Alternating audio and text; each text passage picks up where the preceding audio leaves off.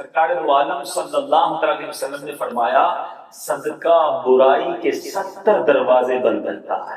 آقا فرماتے جو اللہ کی رضا کی خاطر صدقہ کرے تو وہ صدقہ اس کے اور آگ کے درمیان آڑ بن جاتا ہے۔ ایک اور جگہ نبی پاک علیہ الصلوۃ والسلام نے فرمایا صدقہ دو، صدقے کے ذریعے اپنے مریضوں کا مداوا کرو، بے شک صدقہ حادثات اور بیماریوں کی روک تھام کرتا ہے اور یہ تمہارے اعمال اور نیکیوں میں اضافے کا باعث ہے۔ میں سوال کرتا ہوں شخص سے جو کہتا ہے میں نے 1000 دیے 10,000 نہیں ہوئے، آپ نے 1000 دیے اور باہر جا کر آپ کا ایکسیڈنٹ ہونے والا۔ صدقہ برائی کو روکتا ہے نا، بلا کو روکتا ہے۔ آپ کو 10,000 اچھے تھے، یہ آپ کی ٹانگ ٹوٹنے والی تھی وہ بچ گئی، آپ کو خطرناک بیماری لگنے والی تھی۔ حدیث پاک میں یہاں تک آتا ہے کہ صدقہ رب تعالیٰ کے غضب کو بجھاتا ہے، بری موت کو دفع کرتا ہے۔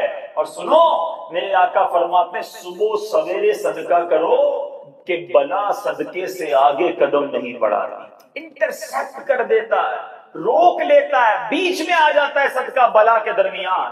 کیا معلوم میں نے آج اللہ کی راہ میں خرچ کیا اور باہر ایک بلا، ایک مصیبت، دکان میں ہی آگ لگنے والی تھی، گھر میں ہی آگ لگنے والی تھی، اللہ کے کرم سے صدقے سے وہ بلا ٹل گئی۔ یہ کتنا بڑا انعام ہے۔ تو اے میرے میٹھے اسلامی بھائیوں، مدنی چینل کے ناظرین ہمیشہ یاد رکھیں، بلاؤں سے بچنا چاہتے ہیں، مصیبتوں سے بچنا چاہتے ہیں، اپنے مال میں برکت چاہتے ہیں، بری موت سے بچنا چاہتے ہیں، عمر میں اضافہ چاہتے ہیں، آپ صدقہ دینے کے عادی بن جائیے، اللہ کی راہ میں خرچ کرنے کے عادی بنیے کہ صدقہ بیماریوں کو ٹالتا ہے، صدقہ برائی کے 70 دروازے کو بند کرتا ہے، صدقہ بلا کو نیچے نہیں اترنے دیتا۔ ایک بڑی بات یاد رکھیے گا، ہمیں نہیں پتا ہوتا، ہم صبح اٹھتے ہیں مثال کے طور پہ اور کوئی بلا آنے والی ہوتی ہے، حدیثوں کا مضمون ہے جب انسان صدقہ دیتا ہے نا تو سب بلا اوپر سے اترتی ہے، صدقہ جا کے اسے روک لیتا ہے، انٹرسیپٹ کرتا ہے اور یہ لڑائی جاری رہتی ہے۔ صدقہ بندے پر بلا اترنے نہیں دیتا۔ اب بعض اوقات کیا ہوتا ہے، کئی لوگ ہوں گے جو بیانات بھی سنتے ہیں، کتابوں میں بھی پڑھتے ہیں کہ اللہ کی راہ میں 1 خرچ کرو 10 ملتا ہے۔ اب وہ ہو سکتا ہے مسجد میں ڈبے میں 100 روپے ڈالیں اور شام دکان پہ انتظار کر رہے ہوں کہ ابھی تک 1000 روپے بنے نہیں ہیں۔ مولانا صاحب نے تو کہا تھا 1 کا 10 ہو جائے گا، کسی فقیر کو 10 روپے دیے انتظار کر رہے ہیں، 100 روپے کہاں ہے بھائی، ملٹیپلائی بائی 10 ہو کے ملنا چاہیے تھا۔ تو ہم صرف مالی فائدہ سوچ رہے ہیں۔ میں آپ سے پوچھنا چاہتا ہوں، آپ نے اللہ کی راہ میں خرچ کیا 1000 روپے 10,000 روپے یا 1,00,000 روپے اور اب آپ منتظر ہیں کہ ملٹیپلائی ہو جائے، لیکن کیا معلوم آپ کے گھر میں آگ لگنے والی تھی، کیا معلوم آپ کا روڈ پر ایکسیڈنٹ ہونے والا تھا، کیا معلوم آپ کا بچہ جو باہر کھیل رہا تھا اس پر کوئی خطرناک بلا آنے والی تھی، مگر آپ نے جو صدقہ دیا اس سے وہ بلا ٹال دی گئی۔ مجھے بتاؤ وہ 1000 کا 10,000 ہونا اچھا تھا یا ہم پر اتنی بڑی بلا کا ٹلنا اچھا تھا؟ تو ہمیشہ اللہ کی راہ میں صدقہ دیجئے، آپ یقین کریں آپ خوشحال ہو جائیں گے، آپ کی مشکلیں آسان ہوں گی۔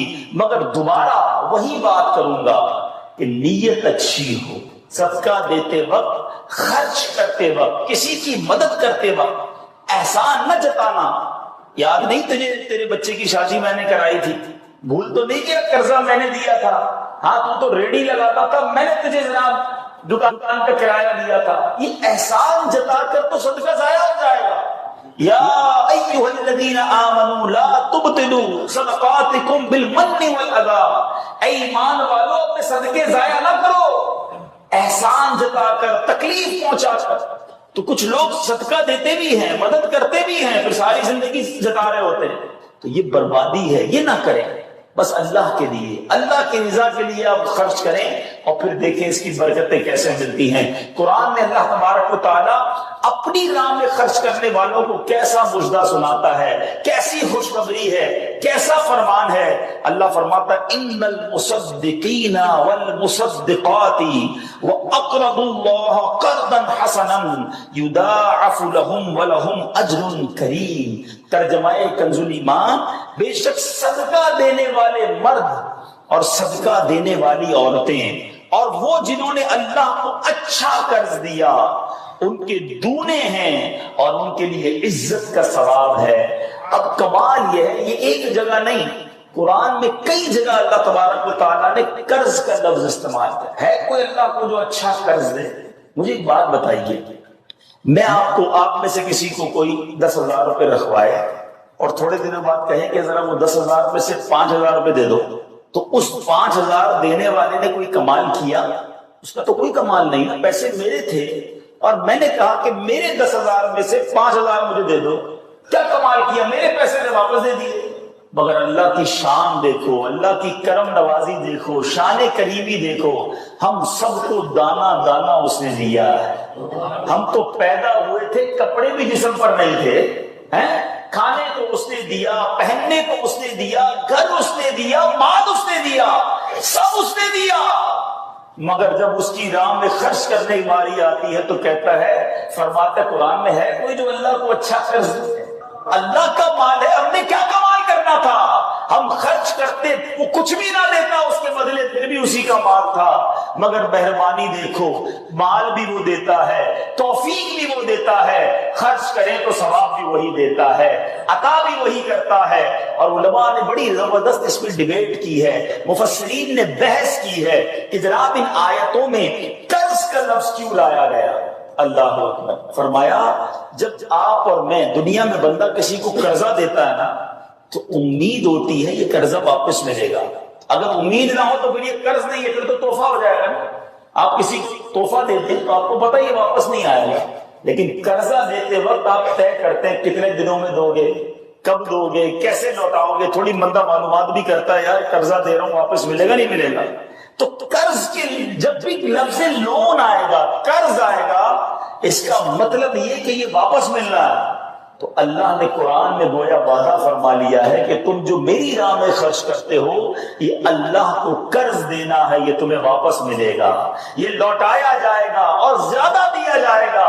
تو ہمیں اللہ کی راہ میں خرچ کرتے وقت یہ ذہن رکھنا چاہیے۔ سبحان اللہ۔ اب بانٹنے سے کیا گھٹتا ہے؟ بڑی خوبصورت حدیث ہے، بات ذرا سمجھیے گا۔ ایک بات حضرت عائشہ صدیقہ رضی اللہ تعالی عنہا سے مروی ہے کہ اہل بیت نے، نبی پاک کے گھر والوں نے ایک بکری ذبح کی اور پیارے آقا علیہ الصلوۃ والسلام تشریف لائے، بکری ذبح کی اور انہوں نے کچھ تقسیم بھی کر دی تھی۔ حدیث کا مضمون ہے، نبی پاک آئے اور ارشاد فرمایا کہ اے عائشہ کیا بچا ہے؟ بکری کو کاٹا تھا، تقسیم کی، کیا بچا ہے؟ عرض کی گئی کہ حضور کاندھے کے سوا کچھ نہیں بچا ہے، کاندھے کا گوشت بچا دیا گیا ہوگا، باقی بانٹ دیا۔ نبی پاک نے ایک جملے میں ساری بات سمجھا دی، اگر آپ سمجھ جائیں۔ آقا نے فرمایا عائشہ کاندھے کے سوا سب بچ گیا ہے۔ بات آ رہی ہے سمجھ میں؟ کہا کیا گیا؟ حضور کاندھا بچ گیا ہے، کاندھے کے سوا کچھ نہیں بچا۔ اور نبی پاک نے فرمایا کاندھے کے سوا سب بچ گیا ہے، یعنی جو بچ گیا ہے وہ بچ گیا ہے۔ یہ ذہن بنا لو کہ آج میں نے اور آپ نے جو اللہ کی راہ میں خرچ کیا وہی بچا ہے، ورنہ باقی تو ہم کھا کے ختم کر دیں گے نا۔ اگر ہم مر جائیں گے تو یہ پیسے تو بچوں کے وراثت میں چلے جائیں گے۔ میرے لیے کیا بچا ہے؟ میرے لیے وہی بچا ہے جو میں نے آگے بھیج دیا ہے، جو بانٹ دیا ہے، جو خرچ کر دیا ہے۔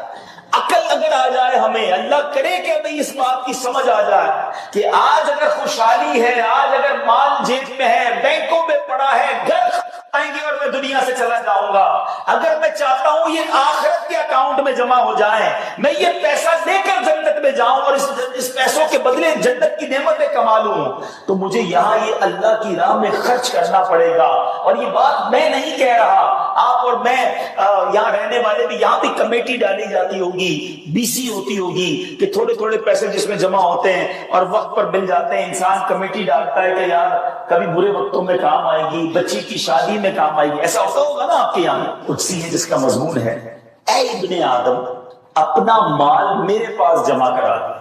اللہ فرماتا ہے اے ابن آدم اپنا مال میرے پاس جمع کرا دے، نہ جلے گا، نہ ڈوبے گا، نہ کم ہوگا، میں تجھے اس دن لوٹاؤں گا جس دن تجھے ایک ایک نیکی کی ضرورت ہوگی۔ سیکیورٹی ڈپازٹ، یہ بعض اوقات مسجد میں ہمارے آگے سے ڈبہ جاتا ہے نا، یا کبھی کوئی اسلامی بھائی جھولی لے کے بیٹھے ہوتے ہیں، یہ جب جیب سے آپ پیسے نکال کے ڈالتے ہو نا، اس وقت ذہن بناؤ کہ یہ جا نہیں رہا، یہ جمع ہو رہا ہے میرے آخرت کے اکاؤنٹ میں، اور ڈال دوں یار، ابھی آج کل پیسے اچھے ہیں، تھوڑے اور ڈال دوں جمع ہو جائے، ادھر ملے گا۔ تو جب بھی آپ کے دن اچھے ہوں، یقین کریں جب آپ کے ہاتھ کھلا ہو، آپ کو لگتا ہے یار اللہ نے بڑا نوازا ہوا ہے، تو فوراً آخرت کے لیے سوچیں۔ جیسے ہی زیادہ پیسے آتے بندہ سوچتا ہے نا یار آج کل اچھے پیسے ہو گئے، کوئی اچھی جگہ پر گھر لے لیتے ہیں، چلو بچوں کو لے کے کہیں سیر کرانے جاتے ہیں۔ آپ اپنے پیسے کو دنیا میں انجوائمنٹ کے لیے یوز کر رہے ہیں، تو اسی پیسے کو آخرت کی انجوائمنٹ کے لیے، آخرت کی لگژریز کے لیے، آخرت کی نعمتوں کے لیے استعمال کرنے کا ذہن بنائیں اور دیتے چلے جائیں۔ تو وہ بیٹا جس کے لیے باپ نے زندگی گزار دی، کروڑوں اربوں روپے چھوڑ کر گیا، وہ کہتا ابھی تو ہاتھ بڑا ٹائٹ ہے، تو ابھی بعد میں کریں گے، تو بعد میں دیکھ لیں گے، اور ہم دیکھتے ہیں اس کے بعد مرحوم کے لیے بظاہر کچھ نہیں کیا جاتا۔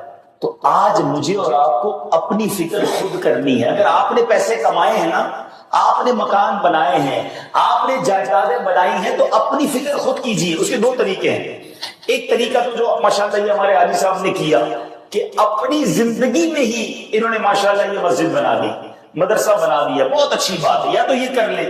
اور اگر یہ نہیں کر پا رہے تو دوسرا طریقہ بتاتا ہوں جو بڑا آسان ہے، وہ یہ ہے کہ انسان کو شریعت نے یہ اختیار دیا ہے کہ آپ اپنی وصیت کر جائیں، اور وصیت میں 30%، علماء کہتے ہیں کہ کم از کم 33% سے تھوڑا کم لکھے تو اندازاً 30% آپ وصیت کر سکتے ہیں کہ آپ کے چھوڑے گئے مال میں سے 30% کسی نیکی کے کام میں خرچ کر دیا جائے، آپ کے لیے صدقہ جاریہ کے لیے خرچ کر دیا جائے۔ بھائیوں والا مشورہ ہے، آپ عمل کریں نہ کریں، کہ اگر زندگی میں یہ وصیت کر دیں کہ میرے مرنے کے بعد جو بھی میرا مال بچے گا اس میں سے 30% جو ہے اپنی جنت بنا لو، ورنہ ہوتا یہ ہے کہ ساری زندگی والد نے محنت کی، محنت کرتے کرتے بوڑھا ہو گیا، لاکھوں کروڑوں روپے کی جائیدادیں چھوڑ کر گیا، اور مرنے کے بعد خاندان میں کوئی ایصال ثواب، کوئی خرچ کرنے کے لیے تیار نہیں ہے۔ تو دو چیزیں یاد رکھیں، ایک تو زندگی ہی میں اپنے لیے ثواب جاریہ والے کام کر لیں۔ اللہ کی رحمت سے دعوت اسلامی ساری دنیا میں مسجدیں بنا رہی ہے، ماشاءاللہ ایسے کئی کام ہو رہے ہیں جو قیامت تک چلنے والے ہیں۔ آپ اپنی زندگی میں اپنے لیے وہ کام کر لیجئے، اور اگر ایسا نہ بھی کر سکے اور کر بھی دیا ہو تو وصیت کرنے میں تو کوئی حرج نہیں ہے کہ مرنے کے بعد تو میرا مال میرے پاس رہنا ہی نہیں ہے، تو کیوں نہ وہ میرے ساتھ جنت میں مجھے کام آ جائے۔ اور آج بھی صدقہ کیسی کیسی پریشانیوں اور بیماریوں کو دور کرتا ہے، اللہ اکبر۔ ایک اور ایمان افروز واقعہ سناتا ہوں کہ ایک بار حضرت عیسیٰ علیہ نبینا علیہ السلام کے زمانے میں ایک دھوبی تھا جو لوگوں کے کپڑے آپس میں تبدیل کر دیتا تھا، یعنی لوگوں کے کپڑے ملا دیتا، لوگ بڑے پریشان تھے اس سے۔ تو لوگوں نے حضرت عیسیٰ علیہ السلام کو اس کے متعلق بتایا، تو آپ نے اللہ عز و جل کی بارگاہ میں دعا کی کہ اے اللہ اس کو ہلاک فرما دے۔ اللہ کے نبی نے ایک ایسے شخص کے لیے دعا کی کہ یا اللہ اس کو ہلاک کر دے، تیرے بندے اس سے بڑے پریشان ہیں۔ ایک روز وہ دھوبی بالکل اسی معمول میں نکلا، اس کے پاس 3 روٹیاں تھیں۔ ایک سائل آیا، ایک فقیر آیا، اور اس نے کہا کہ اللہ کے لیے مجھے روٹی دے۔ تو آپ نے اس دھوبی نے ایک روٹی اس سائل کو دے دی۔ سائل نے دعا دی کہ اللہ تعالیٰ تجھ سے آفات سماویہ کا شر دور کر دے، آسمانی بلاؤں کو دور کر دے۔ دھوبی بڑا متاثر ہوا، بڑی پیاری دعا دی، ایک اور روٹی بھی دے دی۔ اس سائل نے دعا دی کہ اللہ تعالیٰ تجھے جملہ آفتوں سے محفوظ رکھے۔ اس نے تیسری روٹی بھی دے دی۔ اب اس سائل نے دعا دی اللہ تجھے توبہ کی توفیق عطا فرما۔ اب اس دوران ایک بڑا سانپ اس کی گٹھڑی میں داخل ہو چکا تھا، کیونکہ حضرت عیسیٰ نے دعا کی تھی اس کو ہلاکت کی۔ ایک بڑا سا سانپ جو ہے اس کی کپڑوں کی گٹھڑی میں داخل ہو چکا تھا۔ جب دھوبی نے کپڑے لینے کا ارادہ کیا تو اس سانپ نے اسے ڈسنا چاہا، ایک فرشتے نے اسی وقت سانپ کو لوہے کی لگام ڈال دی اور دھوبی سلامتی کے ساتھ واپس آ گیا۔ لوگوں نے حضرت عیسیٰ علیہ السلام سے کہا کہ یا روح اللہ آپ نے دعا کی تھی، یہ بندہ تو ایسے ہی ہٹا کٹا گھوم رہا ہے، بالکل ٹھیک، کچھ مسئلہ ہی نہیں ہوا اس کے ساتھ، سلامت۔ تو آپ نے اس دھوبی کو بلایا، مطلب تو نے کون سی ایسی بھلائی کی ہے، میں نے تیری ہلاکت کی دعا کی اور تو بالکل سلامت گھوم رہا ہے۔ وہ کہتا حضور میں نے 3 روٹیاں صدقہ کی ہیں، اتنے گناہ، اتنی خطائیں، سارا شہر پریشان، مگر جب صدقہ کیا 3 روٹی کا آپ نے اس سانپ سے پوچھا کہ تو نے قتل کیوں نہیں کیا، تیری تو ڈیوٹی تھی نا؟ تو سانپ کہتا ہے اے اللہ کے نبی، اللہ نے آپ کی دعا تو قبول فرما لی، مجھے ہلاک کرنے کے لیے بھیج بھی دیا، مگر جب اس دھوبی نے ایک سائل کو صدقہ دیا تو ایک فرشتے نے مجھے لوہے کی لگام ڈال کر روک لیا۔ اب وہ دھوبی بھی سارا واقعہ سن رہا تھا کہ اتنے گناہ ہیں، سامنے ایک چھوٹا سا صدقہ کیا، میری ہلاکت رک گئی۔ اس دھوبی نے بھی توبہ کر لی، اپنے گناہوں سے طائب ہو گیا۔ کیا سیکھنے کو ملا؟ صدقہ بلاؤں کو ٹالتا ہے، صدقہ مصیبتوں کو ٹالتا ہے، صدقہ عمر میں برکت لاتا ہے۔ ایک بار حضرت داؤد علیہ نبینا علیہ السلام کے پاس ایک شخص تھا اور وہ حضرت ملک الموت آئے اور اس کو بڑا گھور کے دیکھنے لگے۔ تو تھوڑی دیر کے بعد ملک الموت تو چلے گئے، تو آپ نے اس شخص نے کہا کہ حضور یہ کون تھا جو مجھے گھور رہا تھا؟ آپ نے کہا ملک الموت۔ ملک الموت سے پوچھا کہ تم کیوں گھور رہے تھے؟ کہا کہ یہ بندے کی اب 3 دن زندگی رہ گئے، اب 3 دن کے بعد یہ دنیا سے چلا جائے۔ تھوڑے دن ہوئے تو وہ بندہ گھوم رہا ہے، پھر رہا ہے آپ کے سامنے۔ ملک الموت آیا، آپ نے کہا تم نے تو کہا تھا 3 دن میں اس کی روح قبض کرنی ہے، تو بالکل ٹھیک ہے، کوئی مسئلہ ہی نہیں۔ کہا حضور 3 دن ہی باقی تھے، میں نے روح قبض کرنے پہنچنا تھا، جس دن پہنچنا تھا اس دن یہ بندہ گھر سے باہر نکلا، ایک غریب نے صدا لگائی، ایک فقیر نے پکارا، اس نے 20 درہم اس کو دیے، اس فقیر نے اس کو دعا دی، اللہ نے وہ دعا ایسی قبول کی کہ ہر درہم کے بدلے اس کی عمر میں 1 سال کا اضافہ فرما دیا۔ 20 سال عمر بڑھ گئی ہے اس کی۔ اب ذرا سوچیے میٹھے اسلامی بھائیوں، ایسے کئی واقعات ہیں، کئی باتیں بتا دی جاتی ہیں، کئی باتیں پتہ نہیں ہوتی۔ ہو سکتا ہے ہماری بھی آخری وقت آنے والا ہو، اللہ نے کسی کی دعا سے بڑھا دیا ہو، ہمارا بھی کوئی برا وقت آنے والا ہو، کوئی اللہ نے نیکی کروا دی، ہم بچ گئے ہوں، تو کرتے رہا کرو نیکی، جچاؤ نہ، دکھاؤ نہ، بتاؤ نہ، کرتے رہا کرو۔ اللہ کریم ہے، وہ نیکوکاروں کا اجر ضائع نہیں کرتا، وہ ضرور عطا فرماتا ہے۔ اور کیسے عطا فرماتا ہے؟ ایسے ایسے واقعات ہیں کہ سنیں تو ایمان تازہ ہو جاتا ہے۔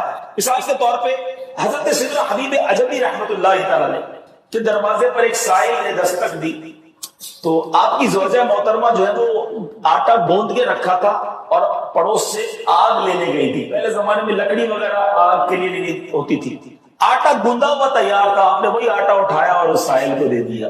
آپ کی زوجہ آئی کہ آٹا کدھر گیا؟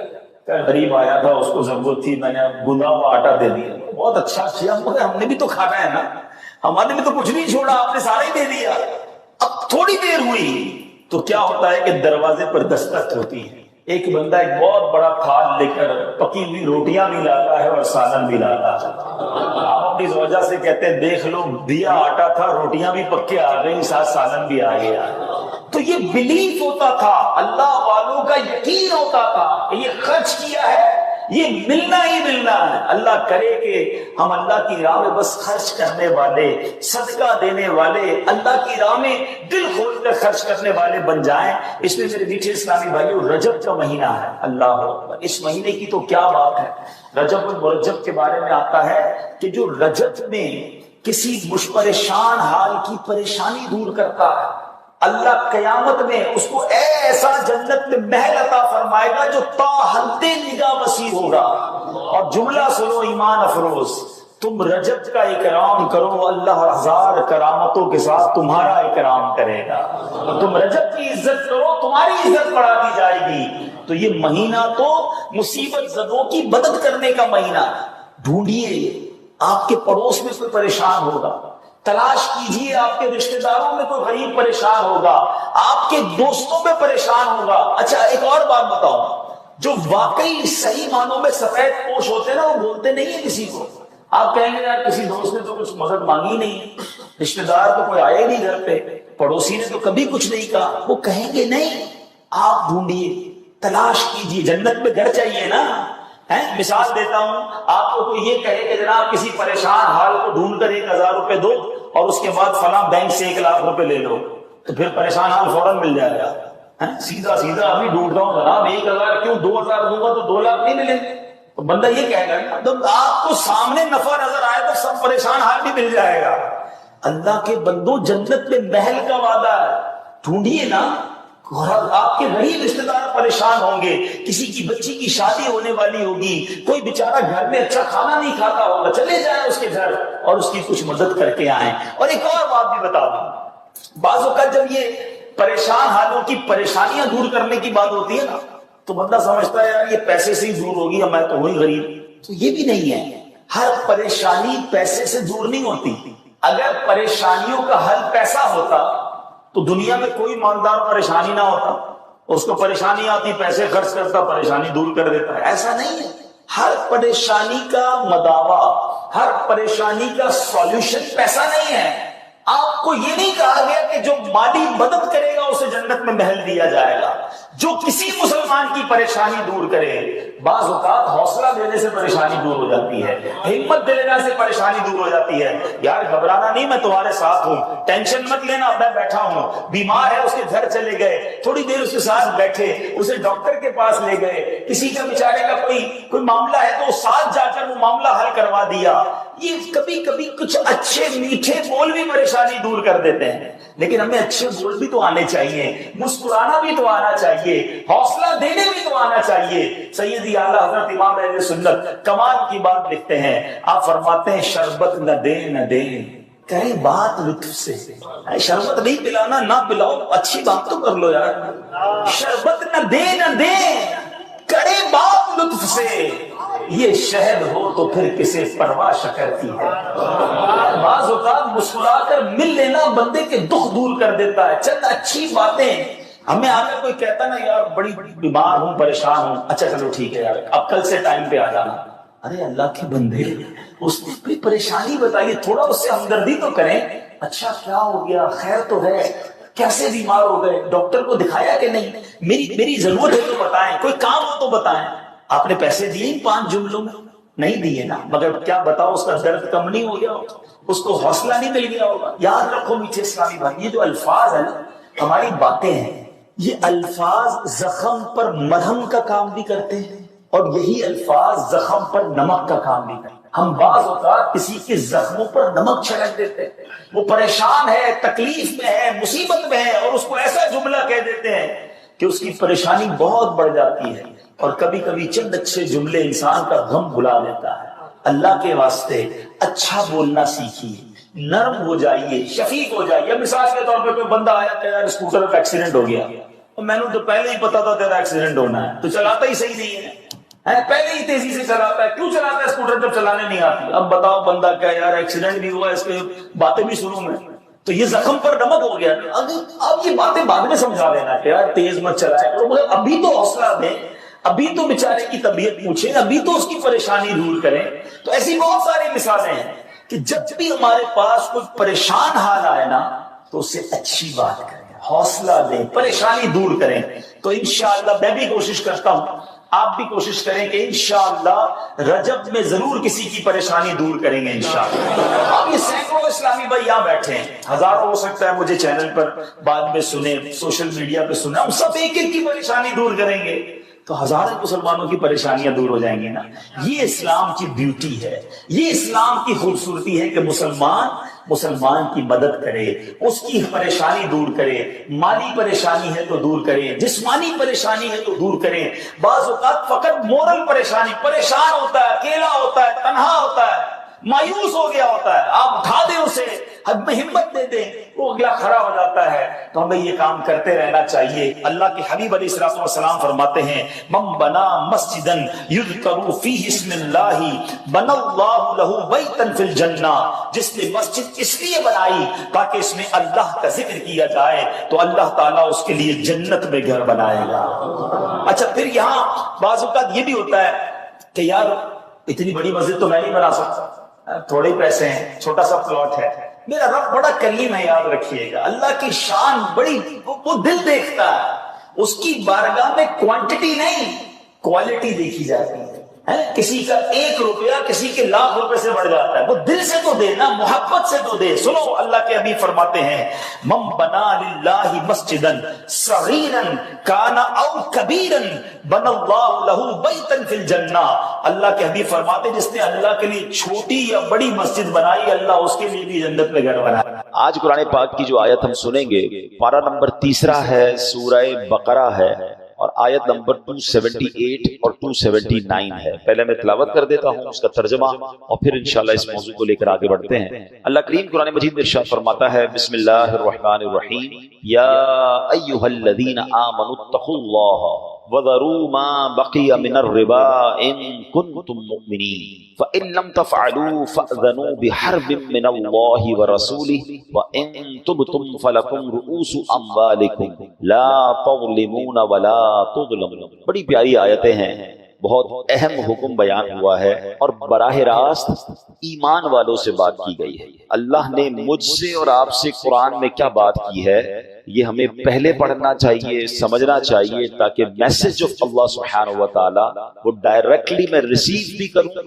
اور پھر اس پر عمل کرنے کی بھی کوشش کروں. ترجمہ کیا ہے ان 2 آیتوں کا؟ اے ایمان والو, یا ایھا الذین آمنوا, اے ایمان والو. اب آگے فرمایا اگر تم ایمان والے ہو تو اللہ سے ڈرو. یعنی آپ دیکھیں قرآن میں جا بجا ہمیں رب کریم نے اپنے خوف کا ذکر فرمایا. یہاں اس سے مراد یہ ہے کہ ہمیں اللہ کی فرما برداری کرنی ہے, اللہ پاک کی ناراضگی والے کاموں سے اپنے آپ کو بچانا. ایمان والے ہو تو اللہ سے ڈرو اور جو سود باقی رہ گیا ہے اسے چھوڑ دو. آگے فرمایا پھر اگر تم ایسا نہیں کرو گے تو اللہ اور اللہ کے رسول کی طرف سے لڑائی کا یقین کر لو, اور اگر تم توبہ کرو تو تمہارے لیے اپنا اصل مال لینا جائز ہے, نہ تم کسی کو نقصان پہنچاؤ اور نہ تمہیں نقصان ہو. اب اس آیت کا شان نزول کیا ہے, یہ کس پس منظر میں نازل ہوئی؟ بعض اوقات کچھ آیتوں کے پیچھے پورا بیک گراؤنڈ ہوتا ہے, کوئی وجہ ہوتی ہے, کوئی واقعہ ہوتا ہے, پھر اللہ کریم کا حکم نازل ہوتا ہے. تو اس کا بڑا زبردست جو ہے وہ یوں سمجھیے کہ بیک گراؤنڈ ہے. یہ آیت ان لوگوں کے حق میں نازل ہوئی جو سود کی حرمت یعنی سود حرام کا حکم جو ہے نازل ہونے سے پہلے سودی کاروبار کرتے تھے. یعنی اس وقت تو وہ ناجائز نہیں تھا, اللہ کی طرف سے منع نہیں ہوا تھا.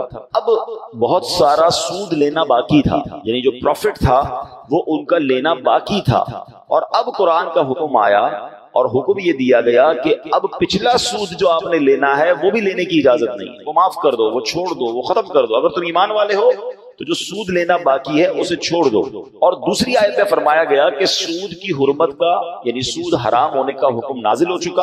اب اس کے بعد بھی جو سود کا لین دین کرے گا وہ اللہ تعالیٰ اور اس کے رسول سے جنگ کا یقین کر لے.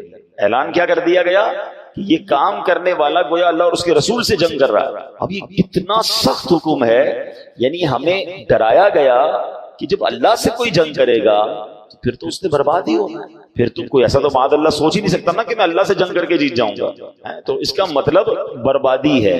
پھر آگے فرمایا یہ کیوں یہ شدید ترین وعید ہے, یعنی سمجھا دیا گیا کہ یہ اتنا برا کام ہے کہ یہ کہا اگر پھر بھی تم نہیں مانو گے تو اللہ اور اس کے رسول سے جنگ کے لیے تیار ہو جاؤ, یقین کر لو. اور اللہ اکبر. پھر فرمایا کہ جن لوگوں کا اس زمانے میں سودی معاملہ تھا انہوں نے اپنے سودی مطالبات چھوڑ دیے. عرض کیا کہ اللہ تعالیٰ اور اس کے رسول سے لڑائی کی ہمیں کیا تھا, ہم کس قابل ہیں. یہ کہہ کر وہ سب انہوں نے ان کاموں کو چھوڑ دیا, اس سے تائب ہو گئے. مگر میرے پیارے اسلامی بھائیوں غور کیجیے, آج کا مسلمان اس زمانے کے مسلمان جیسے ہی آرڈر نازل ہوا, جیسے ہی حکم نازل ہوا, اچھا یہ ایک بار نہیں ہوا, اسلام کی اگر تاریخ پڑھیں تو کئی بار ایسا ہوا, کیونکہ اسلام گریجولی نازل ہوا. وقتاً فوقتاً اسلامی احکام جو ہیں آرڈر آف اسلام وہ وقتاً فوقتاً آتے گئے. تو اسلام میں ایک وقت ایسا بھی تھا کہ شراب حرام نہیں تھی, ٹھیک ہے نا, تو لوگ پیتے تھے شراب. جب حرام نہیں تھی تو ان کو گناہ بھی نہیں تھا. مگر جیسے ہی شراب کی حرمت کا, شراب کے حرام ہونے کا حکم نازل ہوا تو روایتوں میں آتا ہے کہ گلیوں میں پانی کی طرح شراب بہنے لگی. یعنی لوگوں نے اپنے برتن توڑ دیے, اپنے شراب کے کوزے جو بھی تھے سب بہا دیے. اللہ کا حکم آ گیا اب میں نہیں کرنا. بالکل اسی طرح سود کا کاروبار چلتا تھا. جیسے ہی آرڈر آ گیا, جیسے ہی اللہ کا حکم آیا, یعنی آج کے زمانے کے لاکھوں کروڑوں روپے لوگوں کے نکلتے تھے, معاف کر دیں, ختم. اللہ کا حکم آ گیا, فنش. یہ اس زمانے کے مسلمانوں کا جذبہ تھا. اچھا بڑی ایک باریک سی لائن ہے جو میں سمجھانا چاہتا ہوں. یہ وہ قوم تھی جو شراب پیتی تھی اور گناہ بھی نہیں تھا, ٹھیک ہے نا, عادت میں بھی تھا. یہ وہ قوم تھی جو سود کا کاروبار کرتی تھی اور گناہ بھی نہیں تھا, کیونکہ آرڈر ابھی نہیں آیا تھا حرام کا. یعنی آدھی لائف, یہ زندگی کا بہت سارا وقت گزرا وہ کام کرتے کرتے. حکم آیا وہ سب چھوڑ دیا. ہم تو جب سے پیدا ہوئے ہیں شراب حرام ہے نا, ہم تو جب سے پیدا ہوئے ہیں, جب سے آنکھ کھولی ہے سود حرام ہے, ہمیں پتا ہے, مسلمانوں کو پتا ہے. یعنی معلوم ہوتے ہوئے مسلمان شراب پی رہا ہے. فرق دیکھیے, وہ جب پیتے تھے وہ جائز تھا, جب وہ سود کا کام کرتے تھے حرام نہیں ہوا تھا. مگر حکم آیا تو جو عادتیں تھیں وہ رائٹ اوے, ایسا نہیں تھوڑے دنوں بعد تھوڑا وقت لے لیں یار, ابھی تھوڑا ٹائم لگے گا, اگلے سال توبہ کر لیں گے. نہیں, ادھر حکم نازل ہوا, ادھر برتن ٹوٹنا شروع ہو گئے, ادھر شراب بہنی شروع ہو گئی, ادھر حکم نازل ہوا. صحابہ اکرام نے یا جو بھی لوگ تھے کہا حضور ہم نے بس معاف کر دیا, اللہ کا حکم آ گیا, لبیک. ہم پر اللہ کا حکم نہیں آیا, ہمیں نہیں پتا. کیا یہ بچپن سے نہیں سن رہے کہ سود کا کام کرنے والا ایسا جو اللہ سے جنگ کرتا ہے؟ مگر آج لالچ, اچھا لوگوں کو الگ الگ اسٹائل سے, یہ جو سودی ادارے ہیں, سودی جو کارپوریٹس ہیں یا جو بھی ادارے ہیں, وہ اٹریکٹ کیسے کرتے ہیں؟ پریشانی کس بات کی؟ گھر بنانا ہے, ہم آپ کو قرضہ دیں گے. موٹر سائیکل چاہیے, ہم آپ کو قرضہ دیں گے. اچھا گاڑی چاہیے, ہم آپ کو قرضہ. بچے کی شادی کیوں گھبرا رہے ہو, ہم آپ کو قرضہ دیں گے. تو پھر سود بھی تو لے رہے ہیں. بندہ کہتا ہے ابھی تو کام پورا کر لو نا, ابھی تو ذرا تھوڑا عزت رہ جائے, ابھی بچی کی شادی کر لوں, ابھی اچھی گاڑی لے لوں, ابھی گھر بنا لوں, پھر تھوڑے تھوڑے کر کے دے دوں گا. ہم نے کئی لوگوں کو برباد ہوتے دیکھا ہے. بڑے بڑے امپائر, بڑی بڑی عمارتیں, بڑی بڑی فیکٹریاں ہم نے بکتے دیکھی ہیں. جو بزرگ بیٹھے پوچھو ان سے, پیچھے سے بات کیا نکلتی ہے؟ تو یہ سب کچھ سود پر قائم تھا, یہ سب کچھ حرام پر قائم تھا.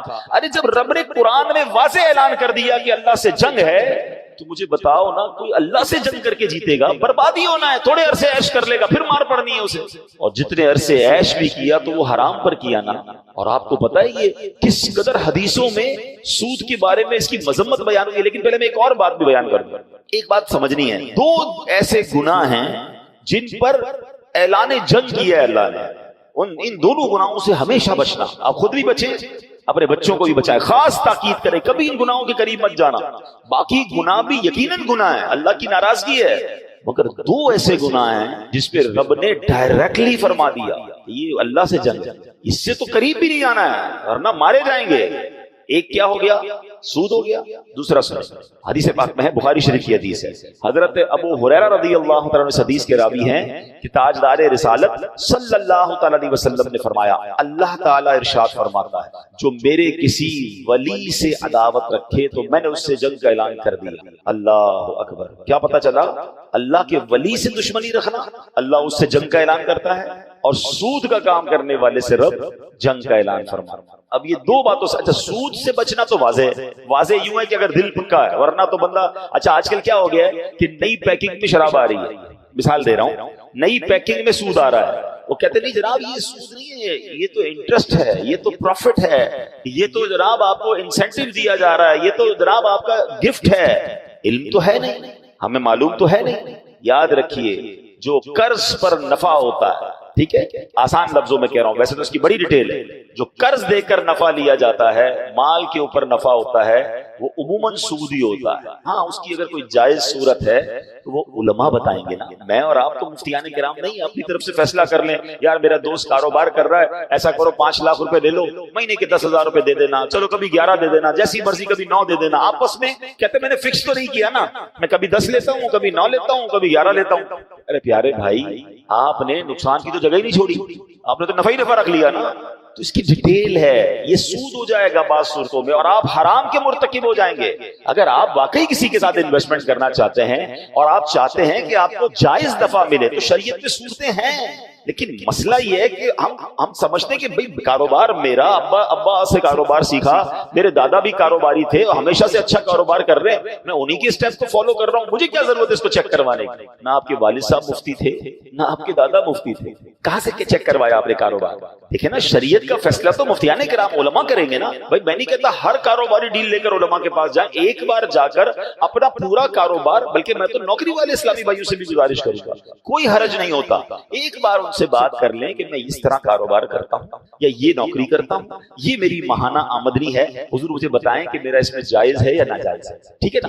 لیکن ہمیں یہ فکر ہونی چاہیے کہ میری آمدنی کا ایک ایک روپیہ حلال ہونا چاہیے. اچھا گڑبڑ پتہ کیا ہوتی ہے, بعض اوقات ہماری ساری آمدنی حلال ہوتی ہے, کوئی ایک ایسا طریقہ چھوٹا سا ہم نے چھوڑا ہوا ہوتا ہے جہاں ہماری شاید توجہ نہیں ہوتی, ہم معلومات نہیں کرتے, ادھر سے حرام آ رہا ہوتا ہے, یا وہ غلطی کی وجہ سے اتنا پورشن, اتنا حصہ میری آمدنی کا حرام ہو رہا ہو, ہماری توجہ نہیں ہوتی. اب مثال دیتا ہوں, نوکری ہو سکتا ہے یہ ساری بیان جو ہو رہا ہو تو جو نوکری کرنے والے بھائی وہ کہیں یار یہ تم پیسوں والوں کا مسئلہ ہے, سود کا کام تو وہ کرتے ہیں, ہم تو اچھا خاصا جاب کرتے ہیں. یقیناً جاب کرنے والے کے آمدنی میں حرام شامل ہونے کے چانسز کم ہیں, مگر چانسز ہیں. اب وہ کیسے ہیں؟ مثال کے طور پہ وہ ٹائم پہ نہیں جاتا, ٹھیک ہے نا, اس کی 8 گھنٹے کی ڈیوٹی ہے, کام 7 گھنٹے کا کرتا ہے, اور جناب حاضری 8 گھنٹے کی لگ رہی ہے, پیسے بھی 8 گھنٹے کے لے رہا ہے. اور اگر آپ کے جو دیکھیں, ایک تو گورنمنٹ جاب ہے, اس میں تو آپ کسی سے معاف بھی نہیں کروا سکتے, وہ تو آپ کو پورے گھنٹے ہی دینے, کوئی معاف کرنے کا اختیار نہیں رکھتا ہے, تو لوگوں کا ٹیکس کا پیسہ ہے, آپ کو پورا ٹائم دینا پڑے گا. یہاں گورنمنٹ جاب میں تو گھر پہ بیٹھ کے لوگ حاضریاں لگا کے تنخواہ اٹھا رہے ہوتے ہیں, تو سارا حرام نہیں. اچھا پھر اس کے بعد اگر آپ کسی سیٹ کے پاس کام کرتے ہیں اور وہ جناب آپ کو کسی کام پر بھیجتے ہیں اور آپ اس کام کے ساتھ اپنے بھی کام کر رہے ہیں, تھوڑا آرام بھی کر رہے ہیں, ٹائم بھی کم دے رہے ہیں, بہانہ لگا رہے ہیں, تو جتنی دیر آپ نے مزدوری یا کام یہ جاب نہیں کی ہے اتنی دیر کے پیسے لینا تو حرام ہو گیا نا, اگر اس کو پتا نہیں ہے. آپ شریعت کا حکم, کتنی خوبصورت ہماری شریعت ہے کہ جاب کرنے والا اپنے باس سے اجازت کے بغیر نماز کے ساتھ نوافل بھی نہیں پڑھ سکتا, یعنی کیونکہ نفل نماز پڑھے گا تو اتنی دیر وہ اپنی جاب سے کام لے رہا ہے نا, کم کر رہا ہے, اجازت لے ورنہ نہیں پڑھ سکتا. اب آپ بتائیں, جو شریعت مجھے اور آپ کو جاب کے دوران بغیر اجازت نفل پڑھنے کی اجازت نہیں دے رہی ہے, وہ جناب اپنے دوستوں سے ملنے کی اجازت, موبائل فون پر گھنٹوں بات کر رہے ہیں, جو کام دیا وہ کام چھوڑا ہوا ہے. کئی لوگ کمپیوٹر پہ بٹھا کر ان سے کوئی کام لینا ہوتا ہے, وہ کمپیوٹر پہ کچھ اور کر رہے ہوتے ہیں, اور جناب آخر میں حاضری لگا کر تنخواہ بھی لے رہے ہوتے ہیں. تو چاہے آپ جاب کر رہے ہیں چاہے کاروبار کر رہے ہیں, ایک بات یاد رکھیے, ایک نقطہ, ایک روپیہ بھی میری اور آپ کی روزی میں حرام نہیں آنا چاہیے. اب آپ کہیں گے یار ہزاروں روپے کماتا ہوں یا لاکھوں کماتا ہوں, تھوڑا بہت حرام آ جائے گا تو کیا ہوگا. میں آپ کو ایک ایگزامپل کے ذریعے سمجھاتا ہوں. ایک برتن ہو اور اس برتن میں آپ ٹھنڈا میٹھا دودھ بھر دیں, ایک بالٹی لیں اور اس میں ٹھنڈا میٹھا دودھ بھر دیں اور اس میں 2 قطرے پیشاب کے ڈل جائیں. اب آپ وہ دودھ پیئیں گے, ٹھنڈا میٹھا, پوری بالٹی ٹھنڈا میٹھا ہے, آپ کیا کہیں گے 2 قطرے نے اس پوری بالٹی کو ناپاک کر دیا. ایسا ہی بالکل اسی طرح آپ کی روزی تو پاک ہے, مگر ایسا نہ ہو کہ تھوڑے سے حرام کے پیسے بھی ہماری اس پوری روزی کی برکت کو حرام. اور آپ یاد رکھیے, حرام کمانے والے کی بہت ساری نحوستیں ہیں, مگر ایک بڑا پرابلم یہ ہے کہ اس کی دعا قبول نہیں ہوتی. ہمارے کئی لوگ ہمیں ملتے ہیں, کہتے ہیں یار دعا قبول نہیں ہوتی, مشکل آسان نہیں ہوتی, برکت نہیں ہے, ٹینشن بہت ہے, میں رات کو پراپر سو نہیں سکتا, بچوں میں خوشیاں نہیں ہیں, فیملی میں بڑے پرابلمز ہیں. خدا را چیک کر لیجئے آپ کی روزی میں کہیں حرام کی آمیزش تو نہیں. حضرت موسیٰ علیہ نبینا علیہ السلام نے ایک شخص کو دیکھا جو بڑا گڑگڑا کر رو رہا تھا, یا اللہ یا اللہ یا اللہ میری دعا سن لے. حضرت موسیٰ تو کلیم اللہ ہے نا, اللہ سے باتیں کرتے تھے, تو آپ نے اللہ پاک سے کہا یا اللہ اس کی دعا قبول کر لے, یہ تجھے اتنا رو رو کے پکار رہا ہے. ارشاد ہوا اے موسیٰ یہ اتنا روئے کہ روتے روتے مر جائے, یہ اتنے ہاتھ اٹھائے کہ اس کے ہاتھ آسمان کو چھو جائیں. اے موسیٰ ہم نے اس کی دعا قبول نہیں کی. عرض کی یا اللہ کیا وجہ ہے؟ ارشاد ہوا اے موسیٰ یہ جو کھاتا ہے یہ حرام ہے, یہ جو پہنتا ہے یہ حرام. اب میں روزے بھی رکھوں, میں نمازیں بھی پڑھوں, میں جناب مقدس مقامات پر بھی جاؤں, میں رو رو کے دعائیں بھی کروں, لیکن روزی حرام ہے, پھر کدھر سے دعائیں قبول ہوں گی, عبادتیں بھی قبول نہیں ہوتی. اچھا پھر بچوں کو جو آپ حرام کھلاتے ہیں, اچھا لوگ کہتے ہیں میں اس لیے غلط کرتا ہوں کہ بچوں کے لیے کر رہا ہوں, اپنے لیے تھوڑی کر رہا ہوں. آپ غلط کر رہے ہیں. جو اپنے بچوں کے لیے حرام کما رہا ہے, روایتوں کا یہ مضمون ہے کہ جو باڈی, جو جسم حرام سے بڑھتا ہے, حرام سے پلتا ہے, وہ جہنم کی آگ میں جلنے کے قابل ہے. آپ تو اپنے بچوں کو جو نشو نما ہو رہی ہے, جو ان کی گروتھ ہو رہی ہے, وہ حرام سے کر رہے ہیں. آپ بچے کے لیے دودھ لا رہے ہیں, بچے کے لیے کھانا لا رہے ہیں, بچے کے لیے جو بھی لا رہے ہیں, اگر وہ حرام سے ہے تو آپ سوچیں. کچھ لوگ تو ایسی جاب تلاش کرتے ہیں کہ یار جاب 40,000 کی, اوپر کی کمائی لاکھوں کی ہے. نہ کرو ایسا. یہ اوپر کی کمائی آپ کما تو لوگے, مگر قیامت کے دن کیا جواب دیں گے. میں نے اسی ممبر پر بیٹھ کر ایک جملہ کہا تھا, آج پھر کہتا ہوں, کاش کسی کے دل میں بات اتر جائے. میں نے کیلکولیشن کی تھی, اور میری اس کیلکولیشن کو آپ سب سمجھیے. اپنی زندگی میں اپنی کمائی کا کتنا فیصد میں اپنی ذات پر خرچ کرتا ہوں, سب لوگ غور کر لیں. نوکری والے بھائی بھی، کاروباری بھائی بھی، اپنی سوال کیا ہے، اپنی زندگی میں اپنی پوری زندگی کی کمائی کا اپنی ذات پر، پرسنل میری ذات پر میں کتنا خرچ کرتا ہوں؟ میں نے حساب کیا 5%، صرف 5%۔ باقی کدھر خرچ ہو رہا ہے؟ بیوی پر، بچوں پر، ماں باپ پر، فیملی پر، یا بندہ کافی سارا چھوڑ کے مر جاتا ہے۔ اپنے اوپر بندہ خرچ بہت تھوڑا کرتا ہے۔ ہم تو بعض اوقات اپنے نئے کپڑے بھی نہیں سلواتے، بچوں کے لیے لے رہے ہوتے ہیں۔ ایسا ہی ہے، ہماری خواہشات کم، فیملی بچوں کی زیادہ ہوتی ہے۔ اچھی بات ہے، اپنے بچوں پہ لوگ اچھا خرچ کرنا چاہیے، مگر تمہیں سکھانا چاہ رہا ہوں، سمجھانا چاہ رہا ہوں۔ اب 100 روپے کمائے میں نے، اپنے اوپر کتنے خرچ کیے؟ 5۔ جواب دیجئے کتنے خرچ کیے؟ اللہ کی بارگاہ میں جواب کتنے کا دوں گا؟ 100 روپے۔ پوائنٹ سمجھیے، کمائے کتنے؟ 100، خرچ کتنے کیے؟ 5۔ جواب کتنے کا دوں گا؟ اگر وہ 100 حرام کے کمائے، خرچ تو 5 ہی کیے، مار پورے 100 کی پڑنی ہے، عذاب پورے 100 تو میں اٹھاؤں، باقی لوگ مزے کریں۔ تو یہ کتنی بڑی بے وقوفی ہے بھائی، جب میں نے اپنے اوپر خرچ 5% ہی کرنا ہے، مشکل سے بہت شوقین آدمی ہے تو 10% کر لے گا، اس سے زیادہ نہیں۔ باقی تو بندہ جیتا ہی دوسروں کے لیے ہے۔ جب میں نے دوسروں کے لیے کرنا ہے تو بار میں کیوں کھاؤں بھائی؟ میں نے حلال کمانا ہے، اور آپ یقین کریں جس دن آپ نے طے کر لیا نا میں نے حلال کمانا ہے، اللہ نے آپ کے لیے راستے کھول دینے، وہ آپ کو سکون بھی دے گا، وہ برکت بھی دے گا، وہ آسانی بھی دے گا۔ کچھ آزمایا جائے گا، ٹیسٹر ضرور لگتا ہے، بندہ کہے یار آج حرام کا شٹر بند کیا، کل حلال کا کھلا کیوں نہیں؟ تھوڑے دن لگیں گے، چیک کیا جائے گا پکا بھی ہے کہ نہیں، کہ اللہ کو نہ آزمایا کرو، اللہ پر بھروسہ کیا کرو۔ ہاں، اللہ کو لوگ آزما رہے ہوتے ہیں، دیکھو مولانا صاحب نے تو کہا تھا ایک دروازہ بند ہوگا 10 کھلیں گے، میرا تو دروازہ ہی بند ہو گیا۔ کچھ آزمایا جائے گا، غلط کیا تو اس کی سزا نہیں ملے گی، اتنے دن تک رشوت کھاتے رہے، سود کھاتے رہے، شراب کا کام کرتے رہے، کوئی سزا نہیں ملے گی، نہیں، تھوڑا ٹائم لگے گا، لیکن جب دروازہ کھلے گا نا، اور ایسی مثالیں موجود ہیں، میں کئی ایسے لوگوں کو جانتا ہوں جنہوں نے سود کے خلاف فیصلہ کیا، اپنی فیکٹری بیچ دی، اپنی پراپرٹی بیچی، اپنا کاروبار بند کیا کہ آپ سود نہیں کریں گے، اللہ سے جنگ کر کے کیا کرنا ہے۔ اللہ نے ان کو پہلے سے اچھا کھڑا کر دیا اور ان کے کام اور اچھے ہو گئے۔ اور پھر جب دعائیں قبول ہونے کی بات ہو رہی ہے نا کہ حرام والے کی دعا قبول نہیں ہوگی، تو بڑا خوبصورت سوال ایک بار حضرت سعد بن ابی وقاص رضی اللہ عنہ نبی پاک سے کیا۔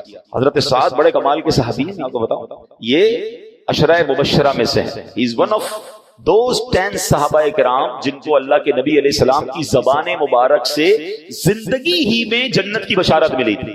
ویسے تو ہر صحابی نبی جنتی ہے، مگر یہ وہ 10 صحابہ ہیں جن کو نبی پاک نے اپنی زبان سے فرمایا تھا یہ جنت میں ہے، یہ جنتی ہے۔ تو حضرت سعد نے ایک بڑا کمال کا سوال کر لیا کہ یا رسول اللہ صلی اللہ علیہ وسلم، میں مستجاب الدعوات بننا چاہتا ہوں۔ آئے مستجاب الدعوات پتہ ہے کس کو کہتے ہیں؟ جو دعا مانگے وہ دعا قبول ہو جائے، اس سے اچھی کیا بات ہے؟ کتنا کمال کی بات ہے۔ اچھا، نبی پاک علیہ السلام نے کوئی بہت طویل جواب نہیں دیا کہ اے سعد اتنے روزے رکھو، اتنی نمازیں پڑھو، اتنے سجدے کرو، اتنے ختم قرآن کرو، تب جا کے تم مستجاب الدعوات جاؤ گے۔ نو، اونلی ون لائنر آنسر، ایک جملے میں میرے آقا نے جواب دیا، فرمایا اے سعد اپنی غذا پاکیزہ کر لو تو مستجاب الدعوات بن جاؤ۔ آئے ہائے، میری غذا پاکیزہ، میری روزی حلال، اب دعائیں قبول۔ اب مجھے بتاؤ مسئلہ کیا رہے گا؟ ہم پیسوں سے مسئلہ حل کرنے جاتے ہیں اور پیسے حرام کما لیتے ہیں۔ پیسے حلال کر لو، روزی حلال کر لو اور ہاتھ اٹھانا شروع کر دو نا، اے اللہ بیماری دور کر دے، نہیں ہے علاج کے پیسے، اے اللہ تھوڑے مگر حلال ہیں، اتنے بڑے ہاسپٹل میں نہیں جا سکتا۔ مگر جب آپ مستجاب الدعوات بن جاؤ گے تو میرا رب بغیر دوائی کے شفا دینے پر قادر ہے، میرا رب بغیر کسی ایفرٹ کے آپ کی مشکل دور۔ آپ کو لگتا ہے پہاڑ جتنی مشکل ہے، میرے رب کے لیے کیا مشکل ہے؟ ان اللہ علی کل شیء قدیر، یہ وہ رب ہے جب چاہتا ہے تو حضرت موسیٰ کے لیے دریائے نیل راستے دے دیتا ہے، یہ وہ رب ہے جب اپنی قدرت کا نظارہ دکھاتا ہے تو بہت بڑی آگ جو ہوتی ہے حضرت ابراہیم کے لیے باغ بنا دیتا ہے، وہی میرا رب ہے جب وہ چاہتا ہے حضرت یوسف کو اندھیرے کنویں سے نکالتا ہے اور مصر کا بادشاہ بنا دیتا ہے۔ مجھے لگتا ہے میں کنویں میں پھنس گیا ہوں، مجھے لگتا ہے میرے سامنے آگ کھڑی ہے، مجھے لگتا ہے آگے غموں کا دریا ہے، راستہ نہیں ہے، اللہ پر بھروسہ کر کے اللہ کی طرف بڑھ جائیں، حرام چھوڑ دیں، وہ رب راستے بھی نکالے گا، وہ آگ کو باغ بھی بنائے گا اور آپ کو غموں کے کنویں سے نکال کر خوشیوں کے اجالے میں داخل کر دے گا۔ اصل چیز وہ بھروسہ چاہیے۔ شاعر مشرق نے کہا تھا نا، اگر آج بھی ہو ابراہیم سا ایمان پیدا، the condition is only one، ایمان نہیں ہے نا،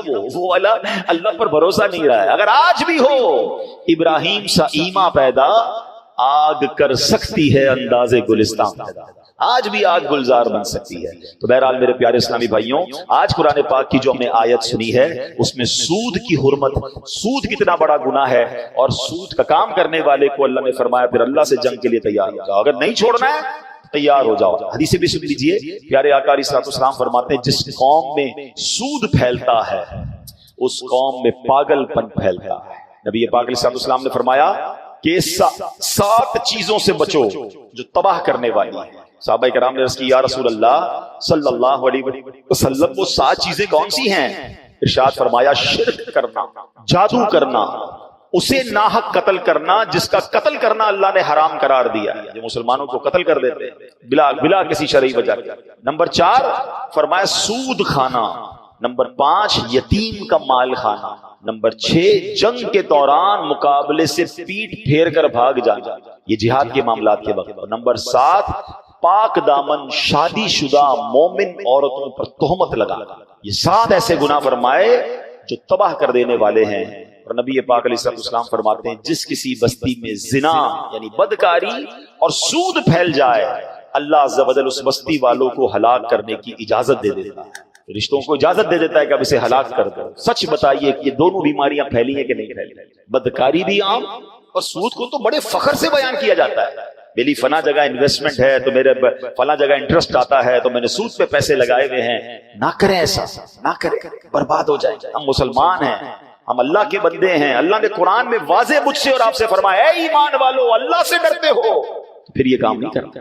اللہ مجھے اور آپ کو حرام روزی سے محفوظ فرما، فقط حلال کمانے کی توفیق عطا فرما. اللہ ہمارے حلال میں ایسی برکت ڈال دے کہ کبھی حرام کا خیال بھی دل میں نہ آئے. اللہ ہماری نسلوں کو بھی سود سے، رشوت سے اور حرام کے مال سے محفوظ فرما. سورہ فاتحہ 100 مرتبہ پڑھ کر جو دعا مانگی جائے وہ قبول ہوتی ہے. سورہ بقرہ کی تلاوت سے شیطان گھر سے بھاگ جاتا ہے. آیت الکرسی پڑھنے سے محتاجی دور ہوتی ہے. سورہ کہف کو ہمیشہ پڑھنے والا دجال کے فتنوں سے محفوظ رہے گا. والدین کی قبر پر ہر جمعہ سورہ یاسین کی تلاوت کرنے سے اس کی حروف کی تعداد کے برابر ان کے گناہ بخش دیے جاتے ہیں. سورہ الدخان پڑھنے سے مشکل دور ہوتی ہے. جو قریب المرگ ہو اس پر سورہ جاسیہ کا دم کرنے سے خاتمہ بالخیر ہوتا ہے. سورہ حجرات کا پڑھنا اور دم کر کے پینا گھر میں خیر و برکت کے لیے مفید ہے. سورہ قاف پڑھنے سے جو باغ ہوتے ہیں ان کے پھلوں میں کثرت ہوتی ہے. سبحان اللہ. سورہ رحمان 11 بار پڑھنے سے تمام مقاصد پورے ہوتے ہیں. سورہ واقعہ جو شخص روزانہ پڑھے گا اسے کبھی فاقہ نہ ہوگا. سورہ ملک کو ہر رات پڑھنے والا عذاب قبر سے محفوظ رہے گا. سورہ مزمل کو 11 بار پڑھنے سے ہر مشکل آسان ہو جاتی ہے. سورہ مدثر کو پڑھ کر حفظ قرآن کی دعا مانگنے سے قرآن کریم کا یاد کرنا آسان ہو جاتا ہے. جو بچے حفظ کر رہے ہیں ان کے لیے زبردست وظیفہ ہے. سورہ النازعات پڑھنے سے جان کنی کی تکلیف نہیں ہوگی. سورہ ضحیٰ پڑھنے سے بھاگا ہوا آدمی واپس آ جائے گا. سورہ علم نشرہ کو جس مال پر پڑھ دیا جائے اس میں خوب برکت ہوتی ہے. سورہ تین والزیتون جو ہے 3 مرتبہ پڑھنے سے اخلاق و کردار بہتر ہوتے ہیں. سورہ علق میں جوڑوں کے درد کا علاج ہے. سورہ قدر جو صبح و شام پڑھے اللہ عز و جل اس کی عزت بڑھا دے گا. سورہ بینہ برس اور یرکان کا علاج ہے. جس آدمی یا جانور کو نظر لگی ہو اس پر سورہ عادیات کا دم مفید ہے. سورہ قارعہ پڑھنے سے بلاؤں سے حفاظت رہتی ہے. سورہ تکاثر کو 300 بار پڑھنے سے جلد قرض ادا ہو جاتا ہے. کئی لوگ کہتے ہیں جناب قرض بہت ہے چلے قرآن کا وظیفہ لے لیں. الہاکم التکاثر یہ جو سورت ہے 300 بار پڑھنے سے بہت جلد قرض اتر جاتا ہے. سورہ عصر پڑھنے سے غم دور ہو جاتا ہے. سورہ ہمزہ اور سورہ فیل دشمن کے شر سے حفاظت کے لیے اور سورہ قریش جان کی حفاظت کے لیے بڑی مجرب ہے، بڑا کمال کا وظیفہ ہے. سورہ ماعون بڑی مشکل کے وقت میں پڑھنا بہت مفید ہے. سورہ کوثر کی تلاوت سے بے اولاد صاحب اولاد ہو جاتا ہے. کئی بے اولاد بھی وظائف مانگ رہے ہوتے ہیں. سورہ کافرون 1/4 قرآن کے برابر ہے. سورہ زلزال نصف قرآن کے برابر ہے. سورہ اخلاص 1/3 قرآن کے برابر ہے. اور سورہ فلق اور سورہ ناس سے جن اور شیطان اور حاسدوں کے شر سے حفاظت رہتی ہے. پھر کیوں نہ ہم قرآن سے دوستی کر لیں، کیوں نہ قرآن کو اپنا